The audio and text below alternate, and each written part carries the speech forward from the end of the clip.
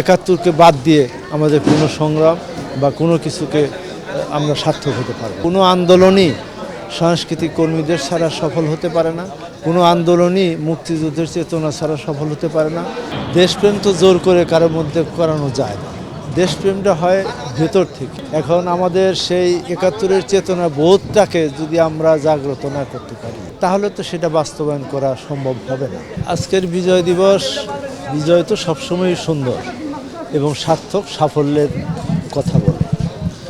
আজকে বহুদিন পরেও এদেশে সত্যিকারের আমাদের যে মুক্তিযুদ্ধ সেটা কিন্তু আমরা হতে পারিনি। আমাদের স্বাধীনতা যুদ্ধ শেষ হয়েছে ঠিকই, কিন্তু আমাদের অর্থনৈতিক মুক্তি, সামাজিক মুক্তি, সাংস্কৃতিক মুক্তি, রাজনৈতিক মুক্তি থেকে শুরু করে মানুষের জীবনযাত্রার মান উন্নয়ন এখনও আমরা সম্পন্ন করতে পারিনি।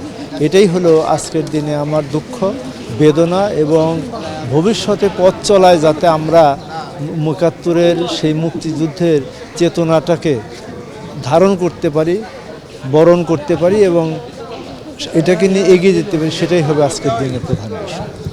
তখনকার বিজয় দিবসের স্পিড আর এখনকার এটা এক হবে না, কারণ তখন তো ছিল যুদ্ধের সময়, তখন পরিস্থিতি, পরিবেশ, সামাজিক অবস্থান, রাজনৈতিক অবস্থান ছিল ভিন্ন। কিন্তু বর্তমানে রাজনৈতিক অবস্থান, সামাজিক অবস্থান, অর্থনৈতিক অবস্থান, মানুষের আচার আচরণ সব কিছুই পরিবর্তন হয়ে গেছে। কাজেই এখন তো কিছুটা ভিন্নতর হবেই, এটা আমাদেরকে মেনে নিয়েই যেতে হবে। দেশপ্রেম তো জোর করে কারোর মধ্যে করানো যায় না, দেশপ্রেমটা হয় ভেতর থেকে। এখন আমাদের সেই একাত্তরের চেতনা বোধটাকে যদি আমরা জাগ্রত না করতে পারি, তাহলে তো সেটা বাস্তবায়ন করা সম্ভব হবে না। যেমন আমি একটা সিনেমা তৈরি করছিলাম, হৃদয় একাত্তর। এটা ৭৮ লক্ষ টাকা খরচ করে আমি ছবিটা তৈরি করেছিলাম। পরবর্তী পর্যায়ে এটা আমি হল থেকে পেলাম মাত্র ১৮ লক্ষ টাকা। তো আমি মনে করেছিলাম যে সব রাজনৈতিক দল, মানুষ, সমস্ত কিছু সবাই তো মুক্তিযুদ্ধের পক্ষে শক্তির কথা বলে, কিন্তু আমি হলে গেলে কিন্তু সেটা পাইলাম না। এটাই হলো আমার দুঃখ, যে আমরা কথা এবং কাজের সাথে এখনও সঙ্গতি আনতে পারি না। এটাই হলো দুঃখ। এটা আমাদের বললাম তো, এই চেতনা বোধটা আমরা এখনও সৃষ্টি করতে সক্ষম হইনি। ধরেন আমার সন্তানদেরকে যদি আমি মুক্তিযুদ্ধ সম্পর্কে অবহিত না করি, বইপত্র, পত্রিকায়, প্রচার, প্রকাশনায় সর্বক্ষেত্রে যদি এটা বিরাজমান না থাকে, তাহলে এটা বাস্তবায়ন করা সম্ভব। জীবন থেকে নেওয়া শুরু করে এই ধরনের বেশ কিছু সিনেমা হয়েছে, তখন এটা রূপক হিসাবে মুক্তিযুদ্ধের প্রেরণা দেওয়ার জন্য হয়েছে। এবং আমাদের সবচেয়ে খুশির কথা হলো যে মুক্তিযুদ্ধে শুধুমাত্র কিন্তু ছাত্র জনতার সাথে আমাদের চলচ্চিত্র, সাংস্কৃতিক ক্ষেত্রে প্রতিটি মানুষই কিন্তু যুদ্ধে অংশ নিয়েছিল। এবং এই জন্য আমি মনে করি কোনো আন্দোলনই সাংস্কৃতিক কর্মীদের ছাড়া সফল হতে পারে না, কোনো আন্দোলনই মুক্তিযুদ্ধের চেতনা ছাড়া সফল হতে পারে না। কোনো দেশের বাস্তব প্রেক্ষাপট চিন্তা করলে আমাদেরকে এটাকে মানতেই হবে যে আমাদের একাত্তরকে বাদ দিয়ে আমাদের কোনো সংগ্রাম বা কোনো কিছুকে আমরা সার্থক হতে পারবো না বলে আমি বিশ্বাস করি। সেটা হয় না ধরেন পূর্ণাঙ্গ একটা মুক্তিযুদ্ধের দলিল তুলে ধরতে হলে যে সময়, মেধা এবং অর্থের প্রয়োজন, সেটা একজন সাধারণ মানুষ বা একজন প্রযোজকের পক্ষে সেটা লগ্নি করা অসম্ভব ব্যাপার। কিন্তু সরকার যদি সত্যিকারভাবে চাইতো, যে কোনো সরকারি হোক, তারা যদি চায় বা অতীতে চাইতো, তাহলে এটা সক্ষম হতো।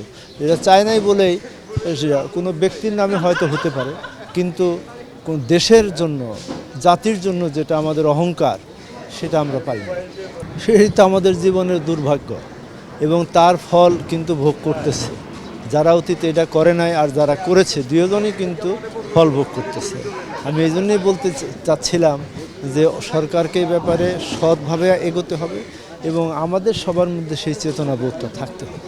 আমরা হয়তো মুজিব নিয়ে তৈরি করেছে, সেটা আলাদা বিষয়, কিন্তু মুক্তিযুদ্ধ নিয়ে সেটা কিন্তু সম্পূর্ণ ভিন্নতর।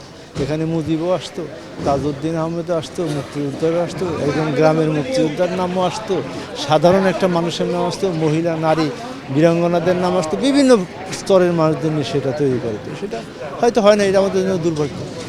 একটা যার যার ব্যক্তিগত ব্যাপার তো।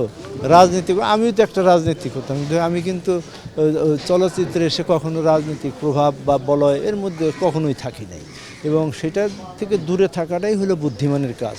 এবং আমি আশা করব যে আমাদের চলচ্চিত্র বা সাংস্কৃতিক কর্মী যারা আছে তারা সমস্ত দল মত এবং রাজনীতির ঊর্ধ্বে থেকে তাদের নিজেদের কল্যাণে, সাংস্কৃতিক কল্যাণে, চলচ্চিত্রের কল্যাণে কাজ করবে, এটাই আমার চাওয়া। এবং আজকের বিজয় দিবসে সেটাই আমার সবচেয়ে চাওয়া হবে বলে মনে করি। অভিনয় এখানে অভিনেতা অভিনেত্রী, এখন নবাব সিরাজউদ্দৌলা যে করলো তাহলে কি মনে করতে হবে যে সে নবাব সিরাজউদ্দৌলা হয়ে গেছে? তা তো না। কাজে একজন একটা ছবিতে অভিনয় করছে, সে বিভিন্ন চরিত্র করতে পারে, এখানে দোষারোপ করার আমি কোনো সুযোগ দেখি না। আর যারা দোষারোপ করে এটা ইন্টেনশনালি করে, বাস্তবে এটার কোনো দাম নেই।